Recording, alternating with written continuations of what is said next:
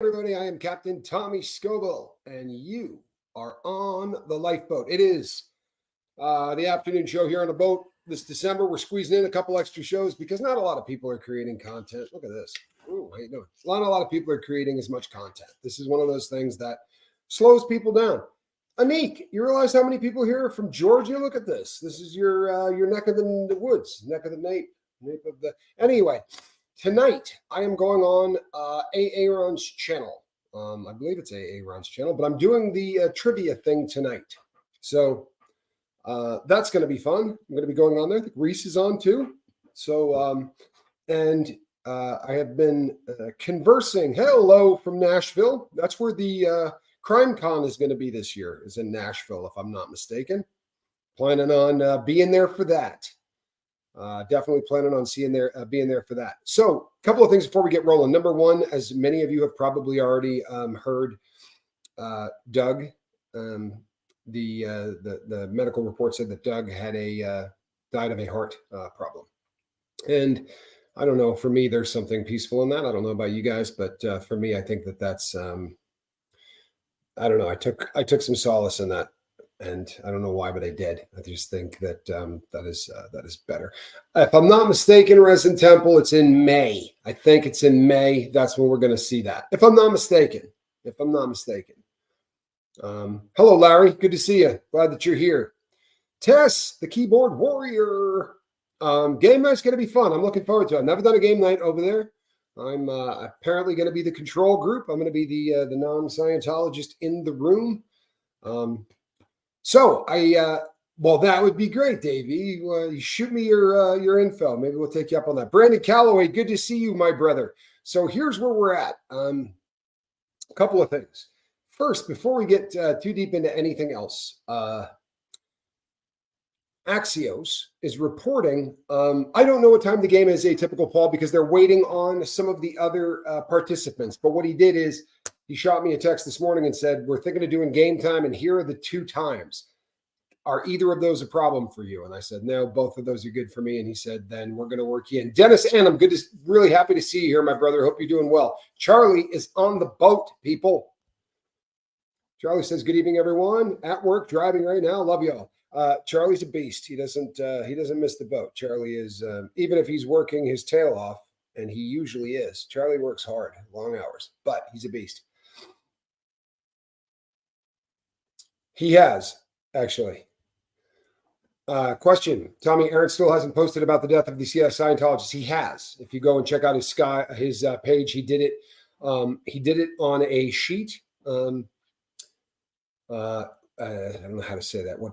He posted it. He didn't do it. He wrote out a post, and there's info in there, and I thought it was very tasteful. He has not done a proper video on it. I think yesterday was kind of a day for him. He was running and gunning and doing some airport things. And he may have felt like, as I said yesterday, it's not a fun video to do. And you don't want to feel like you're, I know that there are going to be videos for the next 2 weeks of people who come up with a theory or do this theory or that theory. And, another piece of business before we get rolling. So I lost a subscriber today. I'm heartbroken about it. In a video this morning, I said something that offended someone so badly that they left and said they're never coming back, which is a bummer because I'm never trying to offend anybody away from anything on the lifeboat. They said that I got far too political. When I say there's not going to be any politics, I'm talking about in my chat. No offense to anybody here. Your politics aren't here. I sit in front of this thing and I talk. And very often, like my biggest fight in life, right? I hate the Church of Scientology, but not my biggest fight in life is that southern border. The people we have in office today have done nothing about it.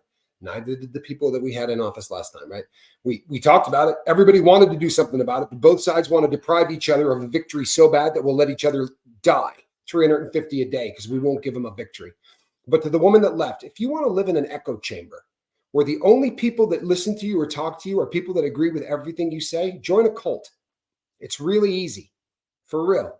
Or invent your own by only hanging out with people that agree with every single thing you agree with. A ton of people here don't agree with me on a ton of things, right? That used to be our country and our world. We used to be able to sit down and break bread with people that we don't agree with. This person said, I'm a registered, not me, them. They're a registered Republican, by the way. who just hates me because I mentioned that I didn't think that election made a lot of sense to me. And I don't. And guess what? I don't care about either of the parties. I just don't believe that dude from his basement got more votes than any other president in history, right? That doesn't pass this test there, the one that stinks. And I don't care about the politics end of it. I care about the southern border and drugs end of it. But if we can't trust elections, things are bad. And before anybody freaks out on me, there was a bunch of election fraud on both sides that have already been convicted. So we need to clean crap up. That's all I'm saying. And if that made you leave, bye-bye.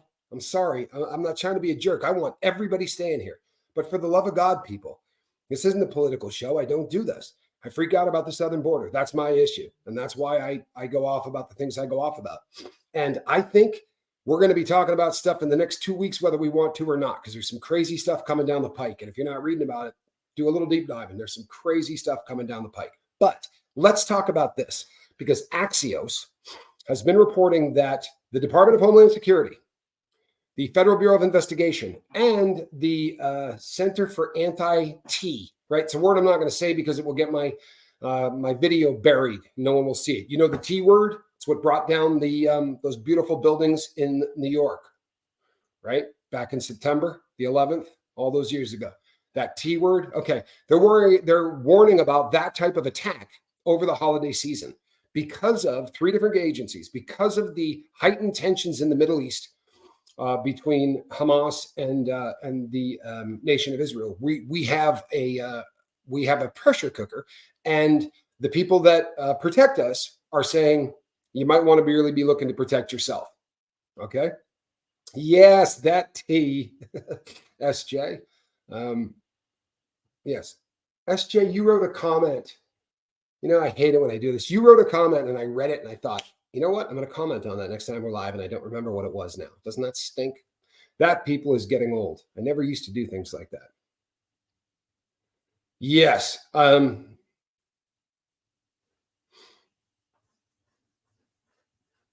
Yes and yes. While I was in prison, Jehovah's Witnesses came to the prison to preach to the inmates. They did. Did they leave literature to any of you? They did. There was literature all over at least one of the prisons I was at from the Jehovah's Witnesses. And they would come in and do services for inmates in there. I did not attend any, but they most of the religions that you would say you're familiar with, most of them are available inside prison. The exception to that rule being Scientology. I have not seen any of that. Rhonda, I am already fired up. Rhonda McNeil, I'm already fired up. So this warning that's coming, they're talking about lone individuals, and I think that might have been it. That you're only a year or 2 younger. That might have been it. I don't remember. See, that's the problem. Right. You know what, Scott? And if I don't agree with you on any of this, it doesn't matter. We can all disagree. We all are fighting the same fight. We're trying to move forward. I don't care who you vote for. I really don't. I would like to think that you're going to spend a lot of time working on issues that maybe you've heard people talk about. For instance, the southern border and dope. Right? If the number one cause of death in our country isn't old age, heart disease, or cancer, then we need to get our you-know-what together. And if your number one cause of death is drugs, then we have a big, big problem, right? We have a really big problem. Just being me, religion leads to hurting others very often, but it's not the individuals. And I think we really need to make a distinction on that very often. I do have some books, Vernon, but I definitely continue to acquire more. I'm kind of fascinated. And at one time, I think I've said this on the air before and it freaked a couple of people out, but I did actually have an e-meter. We bought one on YouTube. I mean, on eBay a long time ago. We actually had one we used to fart around with, you know, which I know drives them insane, but we did. You know, maybe Danny will start Scientology courses in jail. I'm thinking probably not. So yeah, me either, just being me. And I wasn't saying that you do. I think it really is one of those things though, that's so hard, right? Especially when it starts to get to the point where you say to yourself, it seems so systematic that the people involved can't know what's going on, right? Can't not know what's going on. And it's interesting. And I'm going to get to the threat, I promise. But it is very, very interesting. No, they're not actual Coke cans. They're actually smaller than a Coke can. They're they're more, the one that I had was more like a Red Bull can than a Coke can. Is really what we were looking at. But you know something, people, I realize we're talking about different kinds of abuse, right? I realize that the abuse is not necessarily identical, but the Boy Scouts of America was a very huge, powerful organization with a ton of money, billions of dollars. Their collection of art from Norman Rockwell alone was worth billions of dollars because he donated his art to the Boy Scouts of America. That is an unbelievable collection, right? So they had a ton of money, tons of lawyers, everything else, and they were sued very successfully. The Catholic Church, that has more real estate than anybody on the planet, right, was successfully sued. I think it's just a matter of time. And I think that what Aaron was talking about yesterday and what's going on with this court case that happened today, I just can't get any info out of it. I've been Googling it.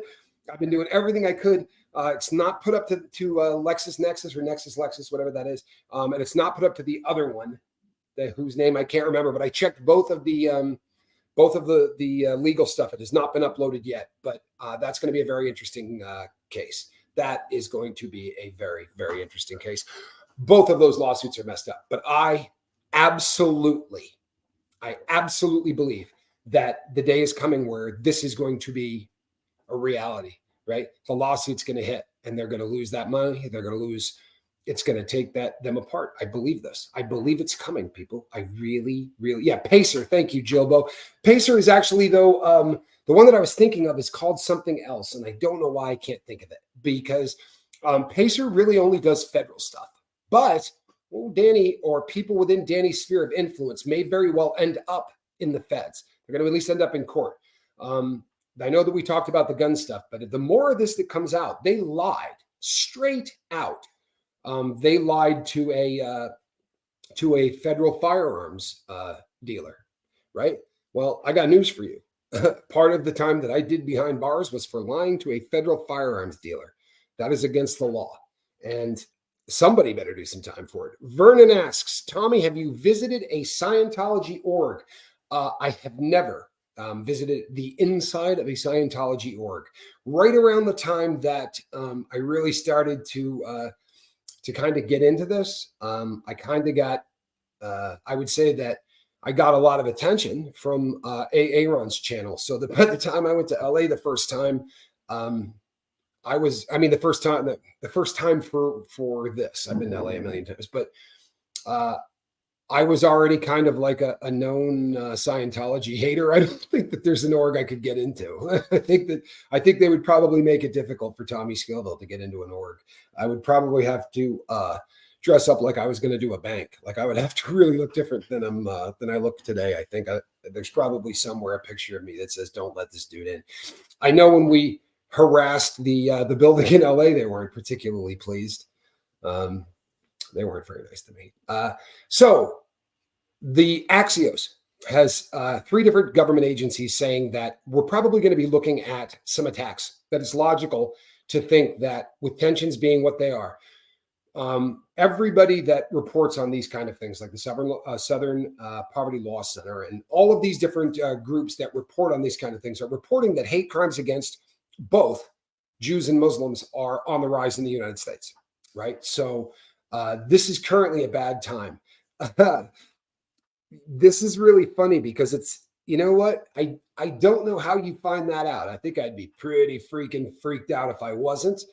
And to be honest, I have had somebody tell me that I was, but I don't know if any of these people know anything. They kind of said it like it was an absolute fact. I don't know. I'd be really surprised if I'm not. As I said, I did have contact with some people that really sort of worked their way pretty high up through the church. I worked in a business arrangement with 2 Scientologists that I worked in very close contact with for a long time, who know me really well. And I can't imagine that they have not smutted me up, especially since my YouTube channel started. I'd be really surprised if I am not. I'd almost have my feelings hurt at this point if I was not.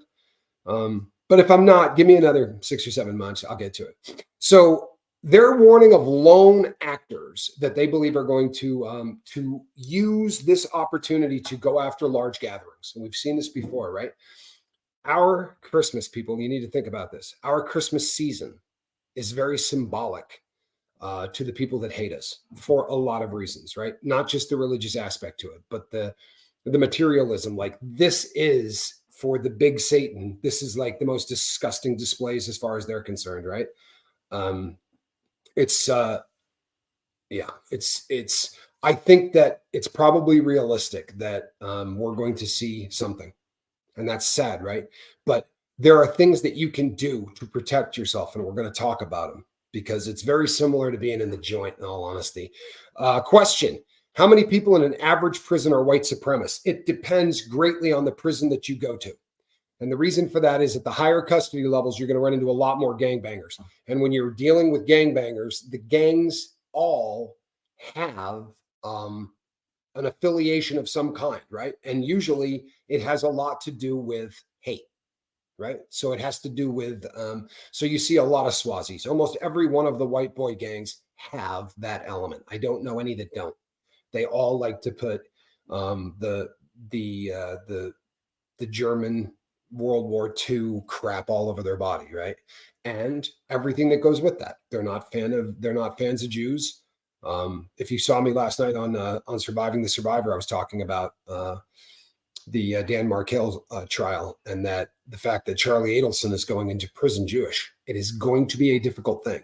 I would say that if I had to put a number on it, I would say that about 100% of the gangbangers, and at least when they're in prison, they act that way. Every single one of them I've ever met, when they get to the gate, say, "I'm not racist. I did what I had to do to survive while I was in there." I don't judge anybody on what they do.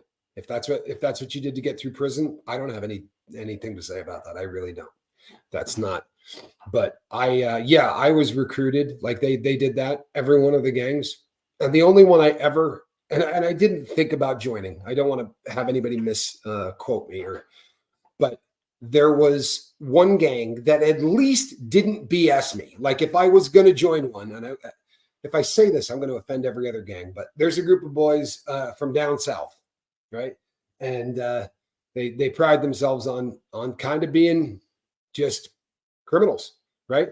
Like they sat me down, and every other white gang sat you down and said, "Look, this is about the white race, and it's about protecting us from other races and all of this garbage." And you have to just sit there and kind of nod. And then when you get to the end, you got to tell them why at 6'2" and 225 pounds, you don't want to be a frontline soldier to their war, right? The easy way is to go, "Oh, no, yeah, that sounds great. My mom's a Jew. Would that be a problem?" Like, that's an easy way out for real. Or you can just, I'm thinking, I don't know exactly, which direction I might go, so I'm just sort of looking around, right?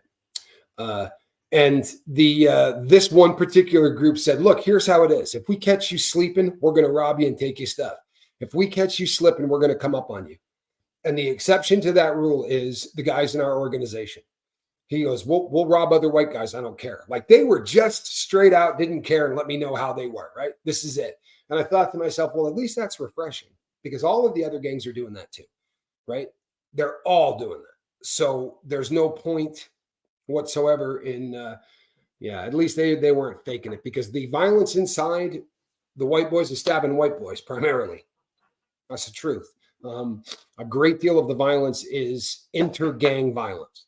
Somebody runs up a dope debt they can't pay. Somebody says something about somebody calls a person, a rat or a kid toucher or whatever, and doesn't have paperwork to back it up. All of these things cause fights. I've never met I've never met anyone in prison that referred to themselves with that badge. Now, I have seen those initials on people, right? I've seen people put those initials on them because it's just one more way to be offensive, and they do want to be offensive. It's definitely a thing, people. I mean, they definitely go out of their way. The swastika is the most offensive symbol on planet Earth. Can we all agree with that? I mean, this. Now, I know, don't hit me with it's a religious symbol. I know that he stole it, but what he did with it will make it really hard to look at. When you see it, you go, "Oh man," because it's the symbol of hate. I'd like to believe the lifeboat is like the anti-Swazi, like the symbol on the lifeboat. It's kind of a nice color, and it just gives you that kind of warm and fuzzy. Well, the Swazi does the exact opposite, and you see him here, and you see him right here a lot. Takes up a whole or the entire top of their head. And you can't just put something like that on your body. You have to put in work in order to put something like that on your body. You have to earn the tattoo. and you earn that in awful ways, right? Doing bad things to people in theory of another race. However, realistically, very often somebody will say, "Hey, I want you to do this, and we'll get you some ink for it." I knew a kid, excuse me, who came into a prison. He's very, very young, and the entire top of his head was done.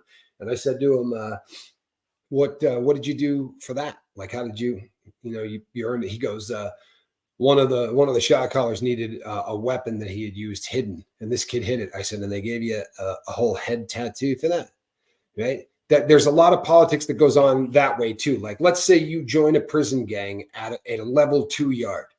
When you get to level 3 and 4 and you say to them, "I'm a gangbanger, I joined at this prison," they'll go, "You can't join at an FCI. The hell are you talking about? Who let you join at a federal corrections institution?" Because it doesn't work that way. If you're going to join, one of the gangs, you're going to do it at the higher custody level. They're not letting guys join gangs at the lower custody levels. They're just not. So you're not seeing the same amount of hatred and bigotry and racism at the lower levels than you're going to see at the top. Now, I'm not telling you that it's peaceful, because it's not, but it's way, way worse at the top custody levels when it comes to politics. And politics is just another word for racism. I mean, you can church it up any way you want, but politics just means how hard are they pushing the line about separating the races? That's what politics in prison is, if you really want to keep it real. Question: are gay prisoners separated, or is there a risk of them getting violated by other prisoners? Gay inmates are separated if they are very honest in the very beginning, and they say to the guy when they come in, I'm gay and I'm worried about it. Yeah, they could put them into a place kind of like where Danny's going, whereas it is protective custody. As I've said so many times on the Lifeboat, that doesn't mean that everybody there is going to be the same. There are going to be people there that were gangbangers selling drugs who got in trouble, and now their gang wants to kill them. So the only place they can put them is on a yard with people like Danny and the others. That's why protective yards aren't really protective yards. I mean, they can try, but you're always going to have people there that don't care. Now, there are gay people at the lower custody levels. There are gay guys that are out, and there's a lot of sex playing, where jokes are made, and a lot of that happens at the lower custody levels. At the top of the custody levels, there's none of that. They're not going to let an openly gay person walk the yard. I know, but they won't. They're going to get rid of them. Now, there are exceptions. I was on a level 4 yard with a dude that was gay, and he was as big a guy as you've ever seen. But when he got there, he went up to the shot caller and he goes, "Look, you're going to hear from the street that I'm gay." He goes, "I don't do anything in prison, bro." He's like, "I'm going to do my prison time just like I had a wife." He's like, "I don't touch anybody in prison, but you're going to hear, but this is how I do my time." And it's my third sentence. And they were like, "You know what? You're good. Right? That's fine." But he walked in the door that way, right? He communicated from Jump Street. He said, "I'm gay. You're going to hear that, but I don't do it in prison." And the shot caller will normally say, "Look, if you're not doing it in prison, if you're not doing it here, fine. But if you begin to, then we're going to have issues." And one of the reasons they do it is not just homophobia. It's because if you allow that to happen, people get killed, because guys are going to build relationships that aren't really different than the outside world, right? There are going to be guys that get very emotionally attached to another man. And if that other man then cheats or does whatever, people get killed. It's a different kind of violence. So they've done everything within their power to make sure that that's just not done. So no, there's no real openly gay people at the higher custody levels. There's just not. Barbie, I mean, there's something to that. At the lower custody levels, I finished up at a prison land, and there were guys, it was very kind of open. There was a group of people that were doing that kind of stuff. And that was a yard where everybody just kind of let people do what they do. I mean, within reason, but it was a lot less structured. The higher your custody level goes, the more violence, the more structure. And believe it or not, the more respect. I know that doesn't make any sense, but like the sex play thing, at a level 2 yard, a guy will crack some kind of joke about, sleeping with another dude, right? If you did that at a top custody level, there's going to be a fight, right? And by the way, I am never justifying anything that goes on behind that door. You ask me a question, I'm going to tell you what goes on in there, but I'm not saying that I dig this. You understand? I'm not saying I think this is a good idea. I'm not saying any of that garbage. I'm just telling you, what goes on in there. I was obviously pretty bummed out by, um, yeah. I mean, I being in prison and having Q as the guy that is your mentor created a unique set of problems. I don't have I don't have a great deal of respect for how they treat one another inside. I really don't. It seems to me like we all are absolutely.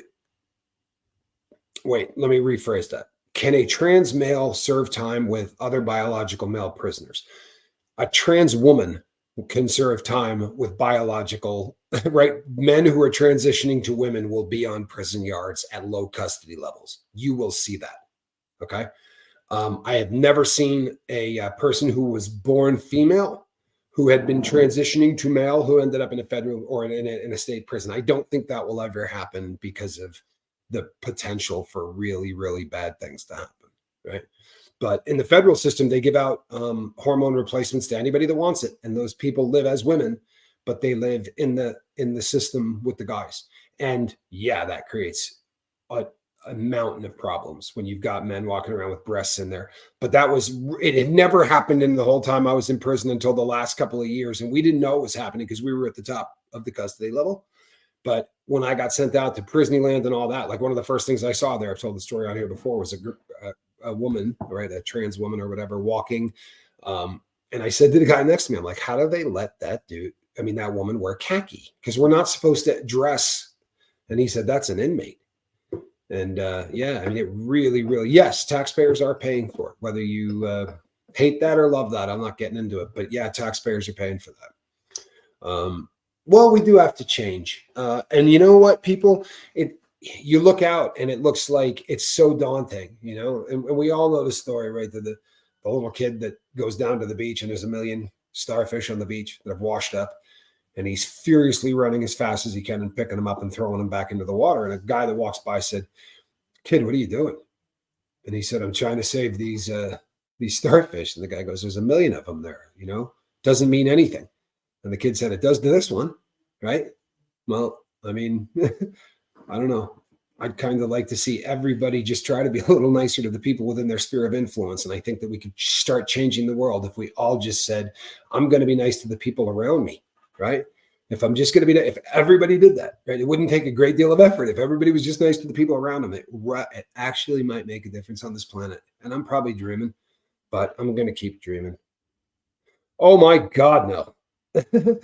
Oh my God, no. I did time with a prison guard who had a 7-minute relationship with a prisoner who was a woman, and got 26 years in prison for it. And then hired someone to try to kill the prosecutor and got an additional 40 years on top of that.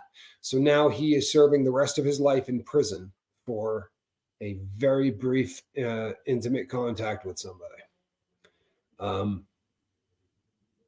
Big Pharma is making an absolute killing.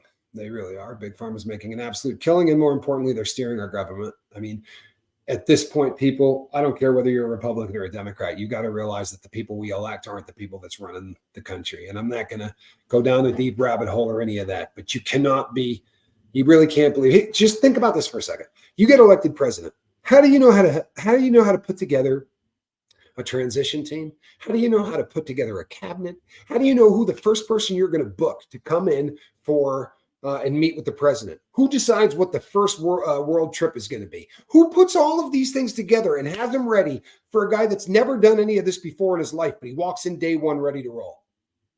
Because that machine's been running for so long that whoever gets there, he gets to sit around. And in my humble opinion,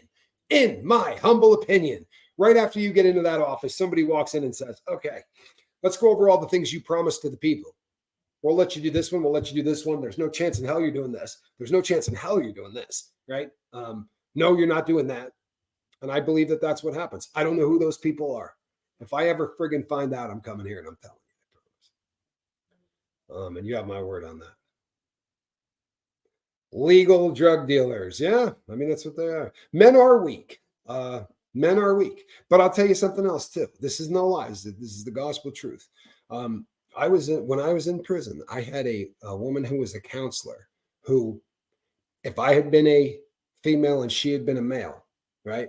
And I told you the story of what she said and did, she'd be doing 25 years. But as an inmate, if I tried to go and tell the story of what she said, they would have gone, yeah, whatever. Right? Yeah, whatever. But if a woman in prison tells you to do something, you better do it. I'm just being real, right? You better do it. And if you say to her, I'm not going to do it, if she can say, all I got to do is yell one word right now. And you know what happens with the rest of your life? And you're in an office and she shuts the door. Like I sat down with a counselor who basically wanted me to expose myself, just keeping it real. And I was like, she goes, I'd like to see. And I go, oh, yeah, that's not going to happen. You know what I mean? Like, and she said, no, that wasn't a request. I'm telling you. Right. What do you think happens if I scream? And I said, well, that's kind of why I didn't want to do this in the first place, is that's what I'm worried about. No, I'm not kidding. You know, so it happens both ways. It really does. And most inmates wouldn't care, but I like making decisions on my own. You know, I wasn't particularly happy with any of that. Thank you, Vernon. I appreciate that. And I promise you, man, there's no chance. Thank you, Z Dub, for breaking the rules yet again. And thank you for everything else you do, Z Dub. Thank you for your help today. She's been great. I have such a great group of people here that just watch my back and are always there. You guys are a great group of people, for real. It's been this has been such an awesome experience to build this. I was cleaning my desk today, guys and girls, and I came across a piece of paper. It was no lie. It was the very first time that I had ever come out to decide to tell the world what our numbers were. And I said, well, you know, we've been in business a little more than 6 months and we had done 60,000. I was looking at the number, 60,000 views after 6 months. We had done 290 days worth of watch time. Now we do about 6 years worth of watch time a week, right? 5 years worth of watch time a week. It was so awesome to look. You know, the growth has been so much fun, and it's been all of you, you know, for real. All of you telling other people about the boat and saying nice things. Do you know the number of people that have shared my channel in the last 30 days is more than had shared it in the previous 2.5 years? That's just so beautiful, people, because if the number of people that told me I was an idiot and that this thing wasn't going to work and wasn't going to ever be a success. And the great thing is we didn't care if it was ever a success. We really didn't. We just wanted a place where people could hang. Thank you, SJ. I appreciate you. I really do. Is it dangerous for a person to have a relationship with an inmate? That's a hard question to answer, honestly, because Vernon, if a girl happened to, thank you so much, Faye. If a woman happened to have become involved in a relationship with me in the last 2 or 3 years that I was in prison, she would not have been in any danger. But inmates by accident rip off women who get in contact with them. And I'm not being funny. This really happens because there is a really intense experiment that goes on when you start communicating with somebody that you can't touch, right? And any woman or man that's listening to the sound of my voice who has corresponded with someone that's incarcerated, you're going to discuss everything because that's all you can do. So there's nothing on the God's green earth that you haven't discussed. By the time I got out of prison, I knew more about the woman that I was married to than anybody on planet Earth did. I think I might have known more than she did. And she certainly knew a hell of a lot about me. And that's a cool kind of way to meet people. It was a pretty rowdy experiment, but it's very, very intense. And then when the inmate gets out into the real world and finds out no one wants to hire him, right? And, you know, the people that he used to hang out with, he sees them every day going, hey, man, you want to get high, right? You still ain't got a job? Look, man, let me put you on. I'll give you 4 ounces. Break that crap into dime bags, go sling half of it, bring me back the money. You know, it's everywhere you look. Like every person I knew in my life was a criminal. So as I saw, you know, it was a small, very small city that I lived in. And I'd run into people and they'd be like, oh man, you still ain't got a job yet? I know some guys that are putting something together, man. I'm going to hit a lick. It's a storage facility and they know what's inside. They're going to need 4 guys. And you're like, oh my God, what am I doing, man? Like I'm having a conversation with somebody about putting a lick together, right? And that's what happens. That's what happens. And they have no intention of ripping off that woman. They fall in love with that woman. I've sat with guys who said to me, "This is the greatest woman in the entire world. There's never been a woman like this, man. I would kill for this woman." And 7 months later, they're back. And you look at them and you go, "What happened, man?" Cocaine. Right? What happened? Meth. I did that one damn shot, man. That's what happened. And you just, it's life on the installment plan. Resin Temple says, "Been there, man. Yeah, been there." I mean, that's real stuff. It's real stuff. It's not easy to stay out of prison. There's a reason that 8 out of 10 guys don't, right? It's, yeah. I've had ex-felons wanted to get involved. I was teaching. Yeah, ton of red flags. Hey, look, you know what? I'm an ex-convict, right? That's what I am. Do you think I want my daughter with an ex-convict? I mean, just keeping it real. I don't want my daughter to go near anybody that's ever been to prison. I want more. I want her to marry the perfect human being, and I don't think the perfect human being comes out of the joint. So I don't find it judgmental when people, like, I get it. I do. I get it. I'm a convict, but I'm a father. I would not want my daughter right into a guy in prison. Isn't that a hypocritical thing to say? But it's the truth. I'm sorry, man. It's the truth, right? Resin goes, no, right? Doesn't that change the whole subject when you go, okay, would you like your daughter right into somebody in there? Boy, that really covers it, doesn't it? That just jerks the e-brake real quick when you go, yeah, no. And I appreciate the fact that you people are as kind as you are. I really do. And I appreciate the fact that you've accepted me and treated me like somebody that has actually changed their life. That means the world to me, because most people, they're not even rooting for you. Most people are kind of hoping that you're going to go back, you know. Question: is there a difference between male prisoners and female prisoners? Yes. There's a huge difference in how they're treated. The custody levels are different. There's no such thing as a super maximum facility for a woman. There are a ton of differences, a ton. Women can buy makeup at store, right? Like in the Fed system anyway, women can buy makeup at store. So there are things that you could do as a woman to make yourself look better. There's nothing you can do as a guy. Like, they're not doing anything that's going to allow you to change how you look as a dude in any way, shape, or form. So there are subtle differences, and there are some pretty big differences. Obviously, the gang thing being probably the biggest. I'm not saying that there are not female gangs. There are a lot, actually, but nothing like guy gangs. Considerably less saturation within the system. Lee Harper, I don't think you have any clue how much that means to me.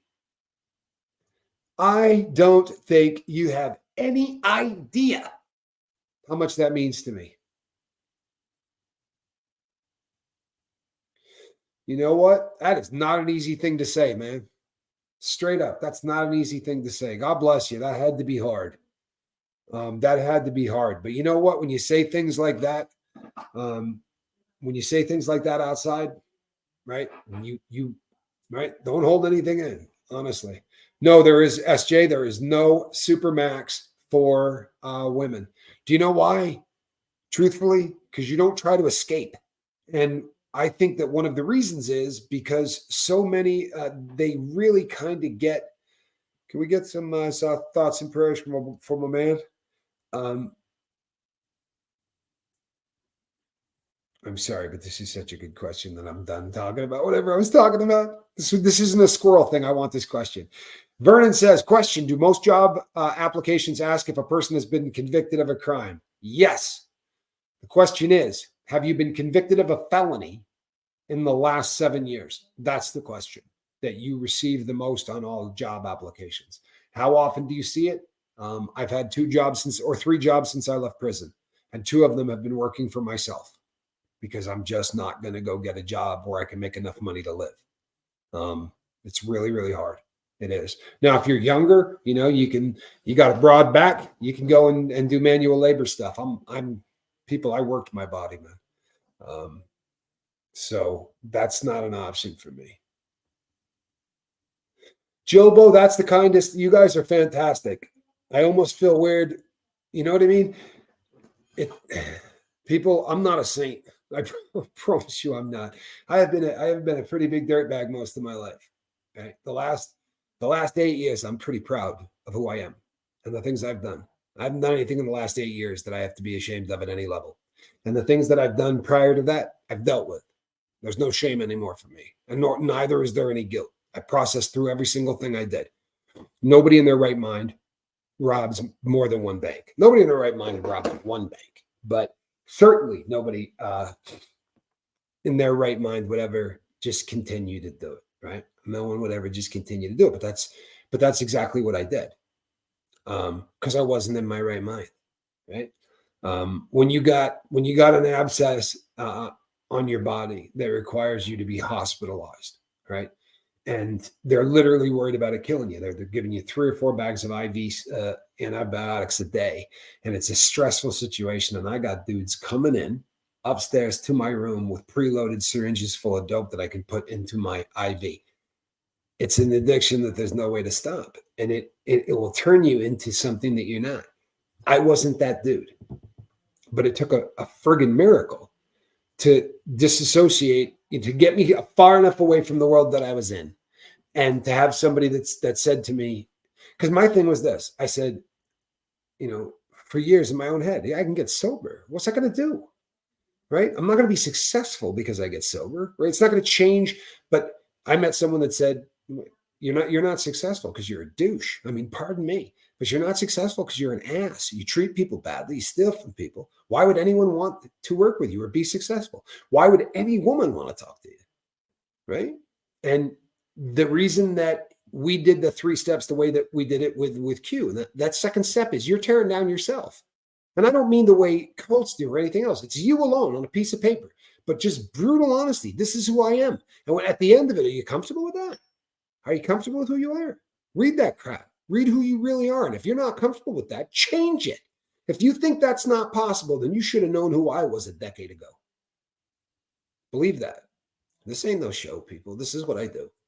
I really do. If you sent me emails and I haven't got back to you, it's probably because you sent it to me in the last week, because I answer every single email. I don't have to do that, right? I could be a content creator and never send back an email to anybody, and they're going to go, he's just too busy, right? That's what every other YouTuber says. But I talk to YouTubers and I go, how many emails do you get over the course of a week? And they'll be like, 50. And you're like, 50? I get 50 by dinner on Monday. I froze. Did I freeze for everybody? Did I freeze for everybody?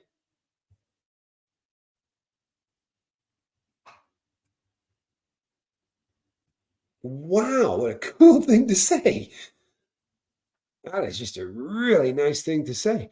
Found you through Ron. You have entered into my top 10 YouTube voices, and that includes CEOs and spiritual gurus. Wow. Your voice and steadfast mission is equally as important and powerful. Thank you. Thank you for the super chat, but thank you for the kind words. That's unbelievable. What a cool thing to say. I mean it. I'm honored. I hope I hope I can live up to that. That really is that is a kind thing to say. I appreciate you, man. Thank you. And I'm glad that you're here. And I read a comment, and it wasn't here, but I read, because I recognized your avatar. I was reading your comment somewhere else earlier today. It's a small world, isn't it? It really is. Especially when you're seeking out connection, right? We seek out connection and we run into each other in the same place. Oh, Martha, you know what? I'm going to tell you a story, people. This is a true story. I was getting out of prison. It was about Doug. Yeah, it was, Beans. That's exactly what it was. It was about Doug. It was beautiful, by the way. Thank you. This is painful, Martha. When I was getting ready to leave prison, I went to my halfway house and was doing that stuff. And I got to 4 months from the gate. I, Tommy Bird. Tommy Bird. Love this boat. I do too, man. So Martha, what happened is I got within X period of time, and I'll be honest, I don't remember what it was. It might have been 90 days or 120 days or whatever. But when you get within a certain time frame of the gate, you have to reach out and call your probation officer. right? And I'm going to tell you what my probation officer said. And I swear to God, this is the truth. I should tell you his name too. He retired. Thank God. If he didn't retire, I might not be here. How's that? And I was doing everything right. But this dude was a dick. And he didn't like me. He didn't like criminals. He shouldn't have had this job. And he said to me, he goes, boy, you're an effing piece of S. That was the first words out of his mouth. And this was the man that was going to help me get back into society. How's that? And I said, well, I can understand why you would say that looking at my papers. I said, because I haven't lived a real exemplary life, but I'd like this one to work. I'd like this time to, to help. And he fought me at every single friggin' turn. He didn't want me on Suboxone for any reason. He was just a dick. And the day that I found out he was leaving, I got a black woman from Vegas who was my probation officer. And this woman was cooler than the other side of your pillow. Like, she came in to my house. My mom was there. She sat down on the couch. The three of us were just talking. She's just a sweetheart. Like, went around and looked at the house and was asking questions about pictures and things. Every time when I wanted to travel, I said to her, I was hoping to maybe go on a vacation. And I know she goes, oh, why would that be a problem? I'm like, because I need the travel papers. I said, it's so hard to get. She's like, come to my office. I'll sign it right now. It took me 3 minutes. The first time it took 11 months. 11 months to get travel papers. And I didn't know. I bought the tickets, paid for everything, and didn't know until 3 days before that flight that I got approved. And then this beautiful black woman from Vegas comes in and takes me into the office, right? And I said, I got the paperwork she was giving me. I'll sign it. I'm like, don't you have to get it? She goes, no, he lied to you. I mean, she didn't even like fart around. She's like, no, it was his decision. He just lied to you. I'm like, so the dude just didn't want to, like, he just didn't want to sign the paper, or he just wanted me stressing.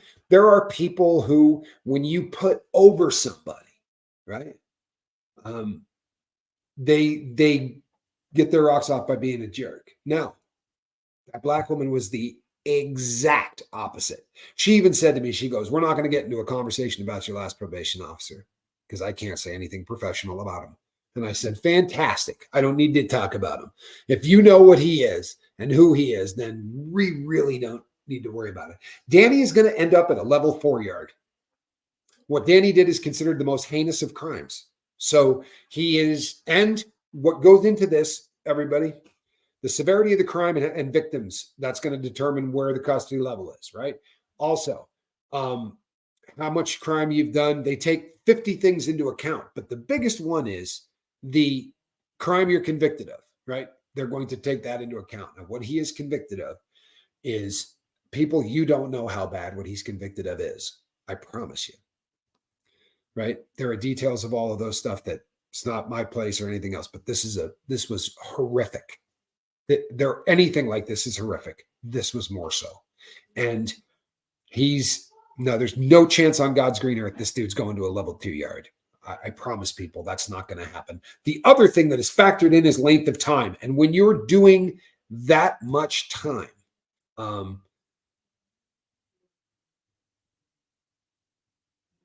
is she why I got so much time knocked off?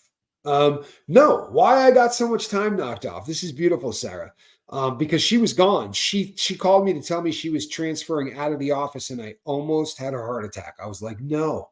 Well, so I'm going to get someone else that could be a jerk. And she's like, no, this other guy's really cool. And he was super cool. He fought to get me off paper. But the reason I got off paper is, number one, I never failed a drug test. I passed every single drug test from the day I walked out of prison until the time it was to leave. Gail, I'm glad you're here.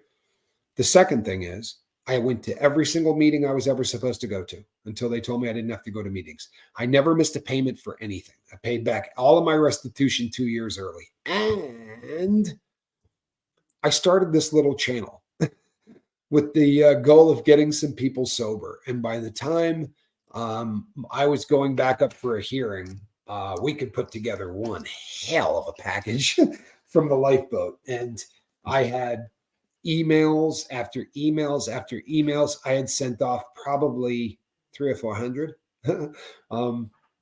emails from people that said, if it wasn't for the lifeboat, I would be on drugs. If it wasn't for the lifeboat, I wouldn't be sober. If it wasn't for the lifeboat. And they're not talking about me. They're talking about all you guys. But the judge doesn't know that. He just hears a lifeboat. So, and the crazy thing is this, people, when I got sentenced, I told the judge, I said, let me out early, man. I swear to God, I'm just going to try to help people get sober. Like I said this to him.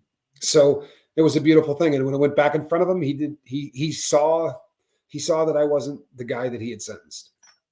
So I had 3 years of federal probation and supervision, and I got off of federal probation and supervision in just under 17 months.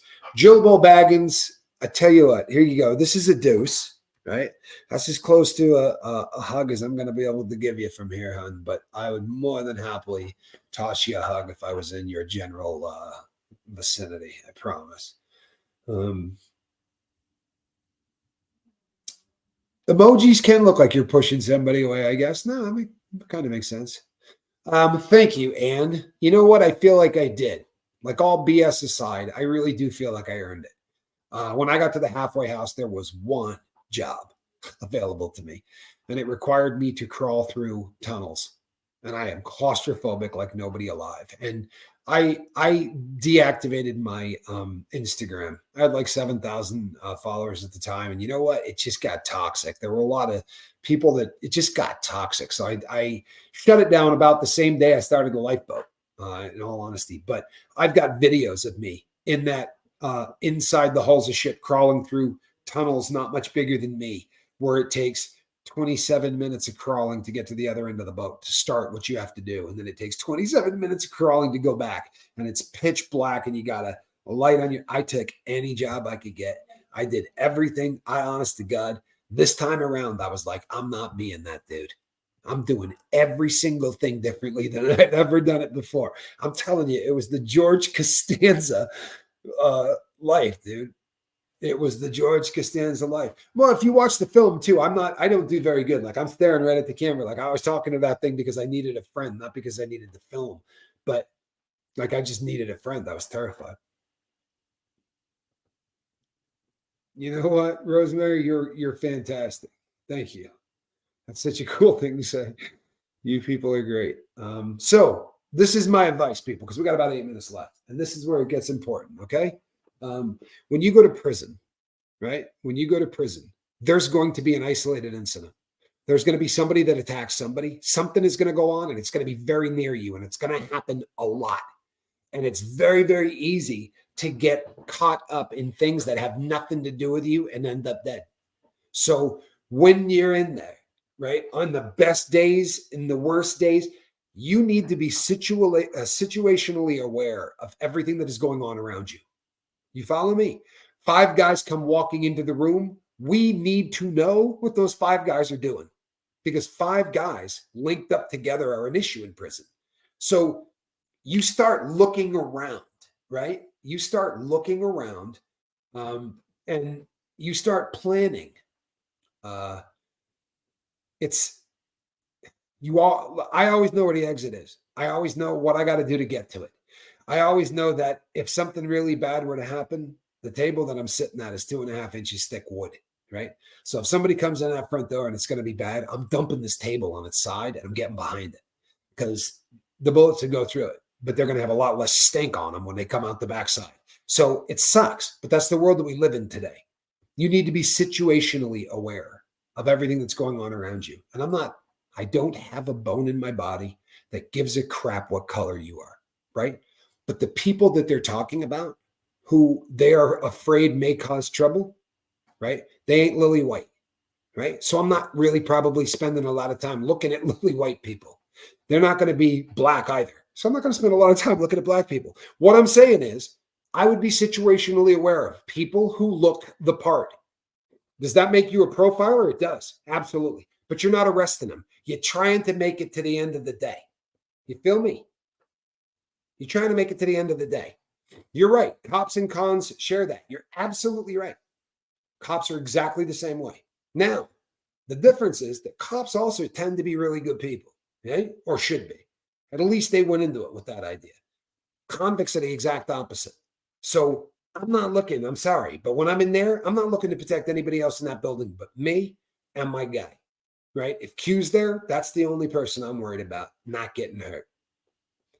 So my situational awareness Like when I was at the factory, I knew where I was and I knew where he was at all times. That was it. And fortunately, he worked in what was called a cage. So because of the equipment he used, he couldn't be near other people. So they had him on the other side of a blocker. So I never had to worry about him. Nobody could get to him. Honestly, he was locked alone in a cage cutting fabric all day long, where he's been doing it for like 30 years. But I know he was doing the same thing. I know from the other side of that, he's looking at me going, all right, he's all right. But and I've told the story before. I found myself in a really bad situation once, and the people that came to my aid had absolutely no right or reason to come to my aid. And it bailed me out of a really ugly situation. And it was about 2 months later where I was talking about a miracle, and he went, "A miracle?" He said, "I'm your miracle, bro." You know, that wasn't a miracle. That was me sending people there to make sure you didn't get in trouble. So, and I was street smart in a big way by the time I got to the joint. I promise you. I'd spent 30 years on the street by that point, right? Robbed a crap load of banks, smuggled drugs all over the world, like I did stupid things. So by that point, I was pretty street smart. But situational awareness is going to save your life. It is. And I'll tell you something else. I'm not going out. Number one, not a huge fan of crowds, right? Not a huge fan of crowds. Don't dig it. You get it? So I'm not going to be in one of those situations. Now, I'm going to have to go eat some stuff, right? We're probably going to do some dinners. I'm going to have to do a little shopping. But I am cutting down on the amount of time I spend anywhere where there's a crowd, because I believe that this holiday season is going to be more dangerous than others. For that reason, my situational awareness will start when I am on the couch. Hello, Rev girl. Good to see you. You know, I had a cellmate in prison named Rev. And truthfully, he was a stone cold animal, but I actually enjoyed the guy's company. I really did. I hate racism big time too. I really did. But right now, people, they're saying that we're in danger, and there's two groups of people that hate each other, right? And that's what they're worried about, the danger being caused from. I am going to be situationally aware from now until the end of the holiday season. I am going to double down to be situationally aware, because I'm not going to put myself into some place where, no, I am not a girl. No, it was not a girl. Rev, if I could have, I would have swapped you out sight unseen, Rev. I really would have. This Rev was a little bit tougher to live with, I promise. He had a few issues that were really difficult to live with. One of which was he saw an ad for that body sculpting, right? Where they do it with freezing off stuff, right? He was using bags of ice and literally putting it on his stomach, right? Now, to get a six-pack, that was his goal. And I was like, bro, do some crunches, right? Get down on your back and start doing crunches. So it's like it's right, work out. Vernon says, Tommy, can you shop online? I can. I can do any of those type of things. My restrictions from being a felon have way more to do with where I can live, what jobs I can have, and how I can protect myself. I will never be able to have a weapon again. People will say you can file again after 7 years. You haven't seen me on paper, right? I'm not getting a weapon again. There are people who can file again. I could. They're not going to let me have a weapon. And I'll be really honest with you. I don't necessarily feel like I need one, right? In any way, shape, or form. Barbie, exactly. Change your patterns. Don't be, well, girls aren't supposed to have six packs, Rev. Seriously, I don't want a girl with a six pack. That's a frightening damn concept, to be really honest with you. I'm sorry, I don't. Yes, I can have a credit card. I can do anything financially. When I first got out of prison on the bank robberies, they didn't want me in a bank until I was off paper. But when I got out the second time, I wasn't in for bank robbery. I had already cleaned up that sentence. I was in there for guns. So I can bank. I can do any of those things. Now, am I looked at differently? You betcha. Right? You betcha. If I wire someone $3,000, they're going to do a suspicious activity report. You would have to do about 10,000 to get the same suspicious activity report. It's also like going through airports. Although the last 2 times I went through, I actually did not get harassed. Normally when I go through an airport, I'm in bad shape. Credit unions. Let me tell you the difference, people, between a credit union and a bank as far as criminals are concerned. Credit unions are not FDIC insured for the most part. right? So they're not part of the federal deposit insurance, right? That's why the feds research bank robberies, because the feds are going to pay back the money I just stole. You feel me? So if I steal the money, the feds immediately put it in the drawer, and then the FBI comes and gets me. If I rob a real no joke, not a bank, but a credit union, a legit one, then it's going to be a state crime, not a Fed crime. So there are those people who managed to find a credit union that was not FDIC insured, who robbed it, and instead of getting a Hobbs Act law, they got something else, and they got sent to the state joint instead of the Fed joint. You know what means? That's a really good question, and no one's ever asked me. It was strange. I'll be really honest. It was strange. It really was. To this day, it's still strange. I feel uncomfortable when I go in them. I guess that there's probably something logical there, but I feel very uncomfortable in banks. But the first one was really weird.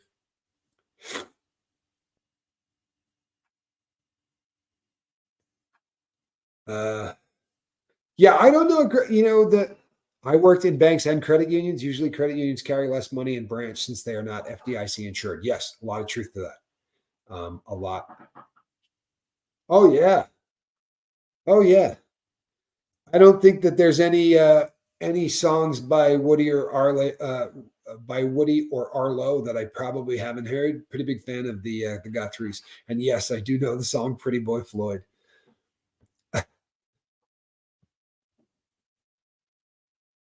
Hey Rev, I got a bad feeling too.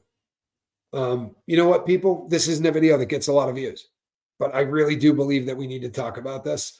Um, I don't want anybody from the lifeboat getting hurt this season, right? I really don't. I want this year. I want every single person to make it to January the 2nd. Everybody, right? So it's more than just staying sober. Be situationally aware. Don't put yourself in places with large crowds if you don't need to be there, right? It's there are places that maybe you don't need to be. Mick, I get that. I get that. Mick says he's never robbed one, but he feels uncomfortable walking into them due to past associates. That makes perfect sense to me, man. I get that. Can I have a passport? I can and I do. And I even got my passport while I was still on probation. There is no law against a felon having a passport. The question becomes, can I get into your country with a visa? Canada's not going to let me. Australia's not going to let me. There's a handful of countries that don't want me, or any other felon for that matter, right? It's not just, they're not picking on me personally. Have I gone to Mexico? I have. I've gone to Mexico recently. I was in Mexico maybe a month or two ago. I did a video on it. Yep, I can go to Mexico, no problem. And I'll tell you something else. I do this right 5-10 years from now, maybe they'll let me. You know what I mean? If you get famous enough, nobody cares, right? For real. You get a big enough channel, no one would care. Snoop Dogg, he doesn't seem to have a problem touring, right?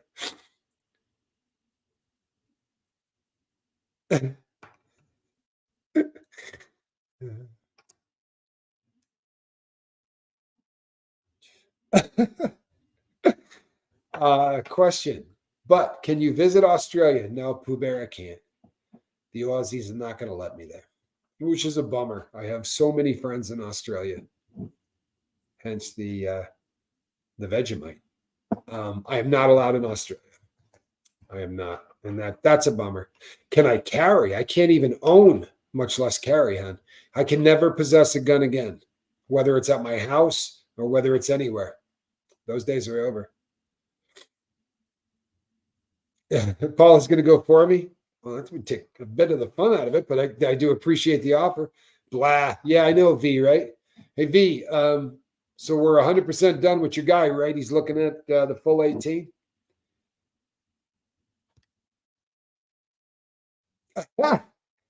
There's a funny question. Can I surpass Ron in subscribers? I hope not. I'd like to think that as the boat grows, he continues to do so. And I'll be really honest. I hope that everybody in SPTV continues to grow. I hope that we are doing damage. I swear to God, we are. The number of people that reach out to me and say stuff like, "Yeah, man, I had no clue on anything having to do with Scientology, but I caught a couple of this or whatever." All of those people that start hearing about this, you know that it's making it real hard to get new blood. This internet, if we get enough information out, you're going to squeeze, right? Every available client they got to where a cult needs to continue to bring people in. So I think if this cult is going to stay in business, they're going to have to change so freaking dramatically that they're probably not going to be, near what they are now. Tommy, my Molly cat has given you her seal of approval. Every time I watch your show, she comes up and rubs her face on my phone. Perfect. People, I would much rather be approved of by a cat.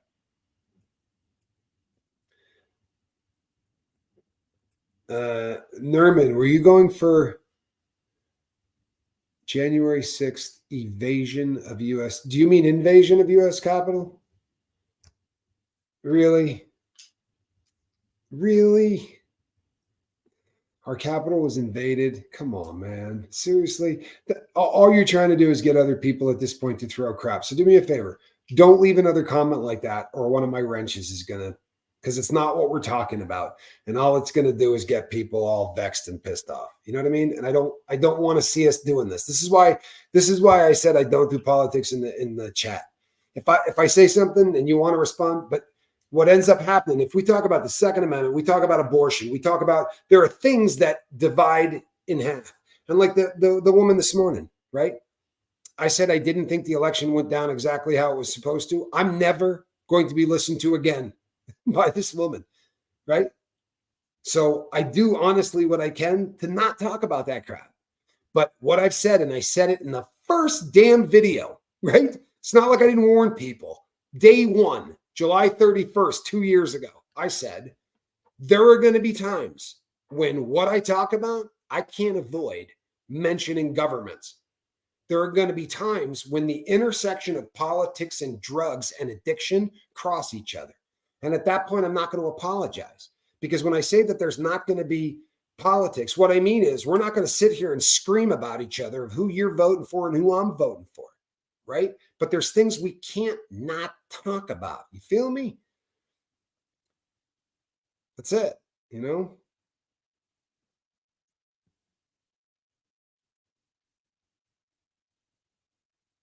Debbie, that's okay. You don't have to be sorry. Would you believe me if I told you that you're probably the 10th or 12th person that's told me that they're having nightmares about this? It tells you exactly how much this is in our psyche, right? Journal at night too. It'll help with that. I promise it will. Hey, Vernon, I'm glad that you're asking questions, man. I really am. Thank you for being here.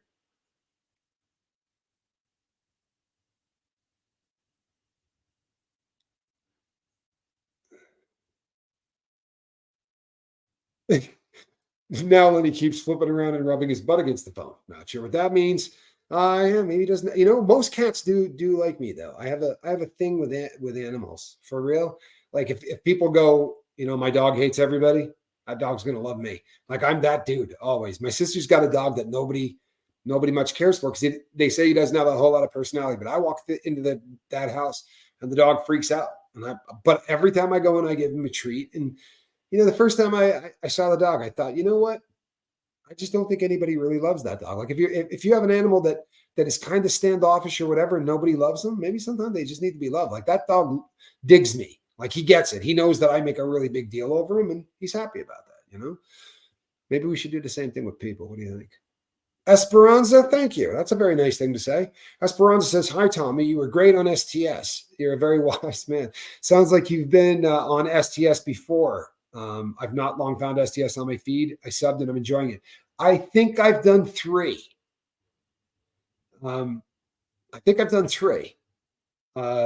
Appearances on Surviving the Survivor. And you know what? I think the first time I went on, I might have had a bigger channel.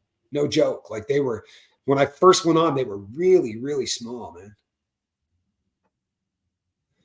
Oh, yeah. This is a great question, Robin. What a great question. So here's the deal. This is something that you cannot. Vernon, I don't have any problem with alcohol. My drug was heroin. I don't have any problem with booze at all. I could have a regular beer, but yeah, I could have a non-alcoholic beer as well. I'm not much. That's never been my thing. I don't really dig the the buzz. It didn't work well for me. What advice would I give to someone that has fallen off the wagon, and what's the best way to be supportive? Okay, this is one of those things that no matter how many times people say it, it's so hard for people to understand.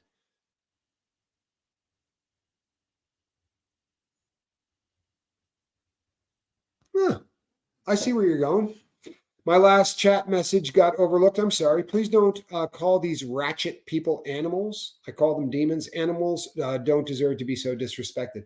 I understand what you're saying. I really do. I guess that I've always used it as a way of meaning that they kill without compulsion, or they hurt without even thinking about it. And animals very much do this, and there are some similarities that way. But I love animals. You're right. Maybe I should use a different word. Thank you. Appreciate you. So if somebody falls off the wagon, the number of times that I said, this is it, I quit today, and then I relapsed, the number of times that I've done that in my life, I don't know that I could put a number to. So if you actually called every one of those quitting, then, I relapsed a bazillion times. I know of maybe 3 people that I've worked with ever that have never relapsed, that quit. And the first time they quit, it took, and they never went back. That's not normal. That's not what is normal for a lot of people, is that they start to get a little clean time. They get 8 days, 9 days, 12 days, 15 days. And once the brain starts acting right, and you start to really start clicking and thinking, one of those thoughts is going to be, I am so much better off than I was 5 weeks ago. I'll bet you I could control drinking right now. And you know what? People kind of have to make that trial and error. I'm not celebrating it by any stretch, but relapse is absolutely a part of addiction. And there are good relapses, right? There are great relapses. If you learn something from the relapse, it's a good relapse. If you figured out what made you drink that day, and this is why we journal, because you can go back and read the journal, find out when you got off the rails. It's very easy to do if you're journaling twice a day. You'll see where your mistake was. You'll see what triggered you. I promise. But it is a process, and part of that process is testing, right? The fence that you put up around yourself. You're going to probe that fence everywhere you can, right? And it's part of it. The great relapse is the last one. The last relapse, when the light bulbs go on and you go, you know what? I'm never doing this again. Like, I had that moment. I knew I was done. As far as what addiction is to drugs is stronger than addiction to alcohol, I can't answer that. I can't answer that. I know this. I know that if you're addicted to alcohol and you quit cold turkey, it can kill you.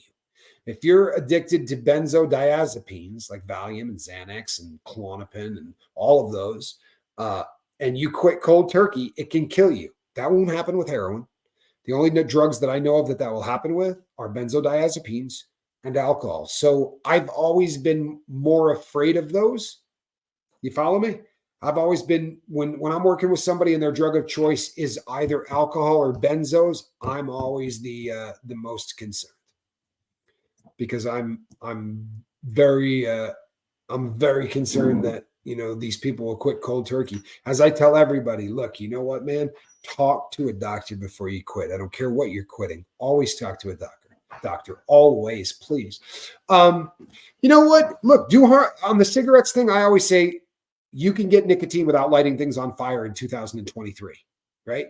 There's a ton of ways to get nicotine into your body without. So if you're addicted to nicotine, don't be addicted to smoke, right? Ain't no reason to be addicted to that. That's just stupid. And there is all the chemicals, all the bad, right? All that. If you don't need to be addicted to that, don't be.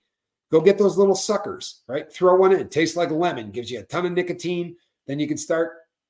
You go in and you say, I want the 0.5s or whatever they give you, and then the 0.25, and you just keep, working your way down. Because harm reduction, like somebody sent me an email the other day and said, I've been drinking a case of beer a day for my entire life. And you just think, oh, wow, what does that do to a liver? But he said, however, sorry, I just saw some comment. And I also brain farted really badly right in the middle of, harm reduction, people. So this person's drinking a case a day, said, I'm still drinking, but I'm down to about 9 beers. Well, that's freaking awesome. You went from 24 beers to 9. Well, I'm very happy about that. Right. Um, you know what, Beans? I talked about this yesterday. I had spoken to him. In person. I had only seen him once, and I was taken back at how much he smoked. He was definitely a smoker. Um, yeah, he was, and it's not good for you. It's just not. I don't. I've not done the little pouches. I've not, but I know people who do and seem to like the flavor of them. I don't mean. I don't mean. What do you call it? Yeah, it's called Zin or Zen or something like that. And what it is just it looks like a Skull Bandit, but there's no tobacco in it. It's just a flavor packet with nicotine in it.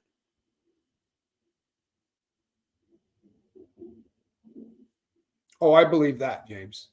Oh, I absolutely believe that.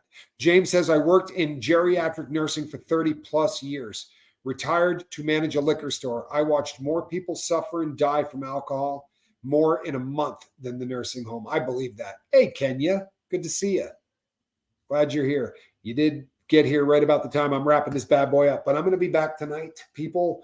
I'm going to be here I'm not sure when. I'll put up a post because I am going to be on with Aaron and with Reese, and I think Sterling might be there as well. I'm not 100% sure. I am very freaked out about Kratom, okay? And I'm going to get hate mail. I'm going to get a lot of hate mail, but I don't like Kratom at all. I don't like the people do it. I don't think it should be sold in any capacity in the United States. That is my personal opinion, unless we're going to legalize everything. That drug trips the MU receptor. So does heroin. So does OxyContin. That thing is flipping the same switch as heroin. You can church it any way you want, but that's what it's doing. Now, is it better than heroin? Yes, probably less dangerous than heroin. So if you're using that as a way to step off, God bless you, right? That's probably harm reduction, but you're still addicted. You'd be better off, honestly, in this particular case, you'd be way better off to go the pharmaceutical route than you would the natural route. That natural route has zero quality control. They can put anything in that bottle and call it Kratom because of how it is sold, and they fly under the radar. It is not. It doesn't have to go in front of the FDA, Food and Drug Administration. None of that bad stuff. Alcoholics Anonymous has saved the lives of probably more alcoholics than anything, right? And addicts in general. Prior to Alcoholics Anonymous, we believed that addiction was not treatable in any way. And a physician's desk reference from the early 30s said, what you want to do is make sure that you keep the person away from guns, away from automobiles or anything that can hurt them. And they're going to drink themselves to death. That was doctor's stance. And then a couple of alcoholics said, tell you what, I won't let you drink tomorrow. You don't let me drink tomorrow, because they knew they couldn't stop. And here we are, man.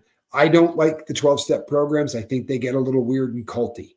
I think they click up. And the worst part is, if you show up at the door and you smell like booze, they're going to say, we don't want you here. Does that make any sense? It's like going to an oncologist and saying, well, I'm here because I think I might have breast cancer. You have cancer? We don't want you here. Well, that's how I view 12-step programs. But we stand on their backs because they're the reason we realize that it can be treated. Doctors didn't do that. A couple of addicts did. E. Landscaper says, been using Kratom for years, and it's a crapshoot of what you get. It is, because you just don't know. And there's also been tainted Kratom. You look it up. They have found Fent in Kratom. When you don't test what they send across, they can send across whatever they want, right? Martha, you're 100% right. 1910s. There's a book that if you ever want a chance to read something, I believe, if I'm not mistaken, it is called The Silent Scream.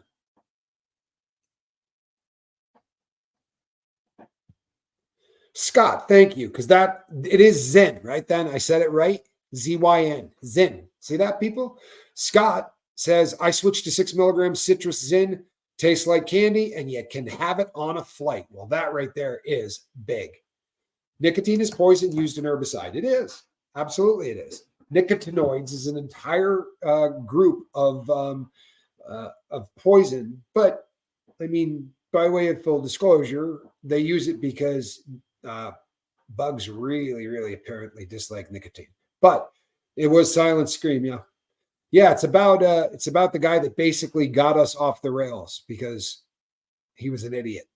But he tainted drug policy for the entire country, therefore the entire world. I will be going to Clearwater to visit Aaron. You can bet on that. That's going to happen. And it'll happen in 24 for sure. I definitely will be doing that. I promise. It is the first 12 step that got popular, no question. I hear this from so many people. It's one of the reasons that I started the Lifeboat, is because there are just so many people who say it. Well, there you go. It's probably that's probably about as good as it gets right there. You could drop the microphone, exit stage left, my brother. Right? That pretty much sums it up right there. Debbie, I believe that too. I've done a show on it. Beans, it's an honor, man. It really is. It's an honor. Thank you. And thank all of you. I stuck a little bit longer than I normally do because you guys have just been excellent. But I'm going to be back here tonight, 5 o'clock, right? We're always live on the 5s. The 5s, I talk about Lifeboat stuff, right? Because the Lifeboat belongs to the crew. So at 5 o'clock a.m. and 5 o'clock p.m., I do Lifeboat shows. The rest of the day is mine. And I'll fight the Church of Scientology, and I will do true crime, and I'll do public service announcements or anything else that I want. Yeah? So 5 a.m. and 5 p.m., it'll be the boat. But what I bring at the other times, you never know. So show up and check it out. All righty. You know what, Jobo? This is a thing. This is an issue too. It is. Now, there are people who are going to argue with you, and they're going to say, well, they say that your higher power can be a doorknob. Guess what, man? If a person doesn't want a higher power, and I have one, but if a person doesn't want one, that's their right. And it shouldn't preclude them from getting assistance in sobriety. That's why I don't preach here, right? I got another channel I preach on. Did you know that? I don't do it here because I get it, right? I understand the game. I will see you guys in a bit. And this right here is a cat in a basket. Oh, she did the yawn. How good is that? Kratom is a plant that I think is closely, it's actually not a plant. I'm sorry. I think it's more associated with a tree. And they take the root of this stuff, right? Or the leaf of this stuff. I can't remember. And it's very popular in India. And for all intents and purposes, it's like a bathtub opiate in that it does work on the mu receptor, which is the receptor that all opiates, synthetic or otherwise, work on. You were a minister for the Church of Scientology? Rev Girl, send me an email. sober@myyahoo.com. Let's talk. Yes, it's a tree and the leaves ground up. Thanks, landscaper. Appreciate you. I've said this, Martha. I have said this. What I have said is a power greater than yourself, right? I promise you, you ever been in a fist fight with a guy? Get in a fist fight with two. You have found a power greater than yourself. I assure you. So I've always viewed the Lifeboat, and I've said this. We've done this on shows a lot. This is a power greater than yourself, right? There are 300 people here, all pulling in the same direction. That is greater than one person pulling in one direction, right? So if you believe in God, great. If you don't, great, right? Honestly, that's your business. I just want you to be sober. I'm Captain Tommy Scoville. We'll see you on the next one. And please come out and watch us on AA Run. This is going to be fun tonight. I'm really looking forward to that. ON is another one. Good to know. Good to know. And thank you, RM. I'm glad you're here, man. Now TLB is my group recovery. Love you too, Nick. All right, we'll see you people in a bit. I'm Captain Tommy. Bye-bye. Later's, baby.